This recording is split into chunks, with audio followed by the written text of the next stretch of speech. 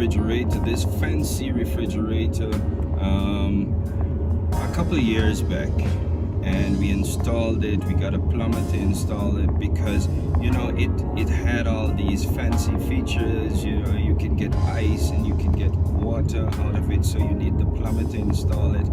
And after a couple of days, it started to make a beeping sound. So we checked the manual and we looked to see what this sound could be, and the manual was telling us about the filter and other things that we need to change when it beeps. But we just got it, and we chased every one of those things and replaced the filter and everything like that, because I already said to myself, I'm not replacing this refrigerator because I already invested a lot in having it installed. And after a while, the sound was still there and we got used to it. And that beeping was there every minute or two, and it's still there every minute or two, but we got used to the sound and we no longer hear this beeping anymore. I'm sure if you come as a stranger to the house, you'll hear the beeping, but we don't hear it anymore. When I was growing up as well, we lived near a cane field, and you would have this crop duster airplane fly over our house, after letting whatever liquid or solid he would let off over the cane field.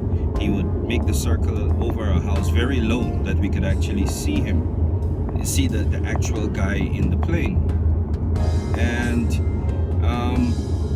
people would visit us, and when we are speaking with them and this plane is coming, we would actually increase the volume of our voice and at the right time. And sometimes people would be amazed to think, how do we know, and how do we get it right? How do we actually live with this? We became used to the noise. We became so used to the noise that we knew exactly when to raise our volume. Sin is similar. When you accept Christ in your life, you have certain sins that you ask Christ, help me to get rid of this sin.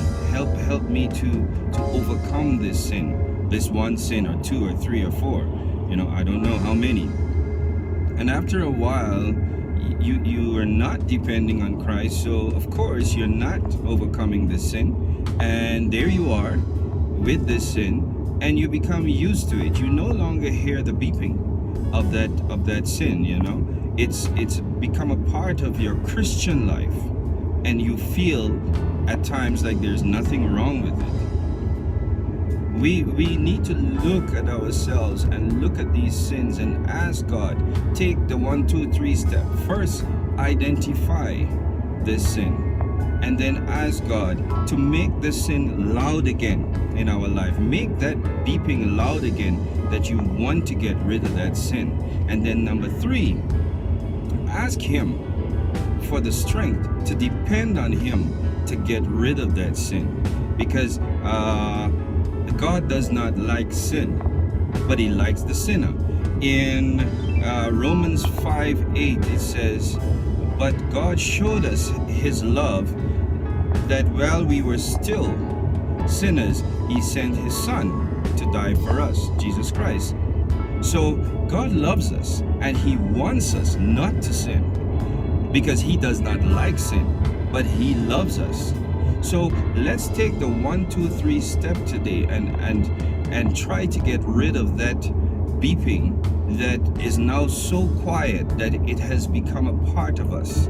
Let's ask Christ to help us to recognize that sin, then to help us to have the power and the yearning to come to Him and ask Him to depend on Him to get rid of that sin. I'm thinking of this song and I'm gonna sing it. Love lifted me. I was sinking deep in sin, far from the peaceful shore,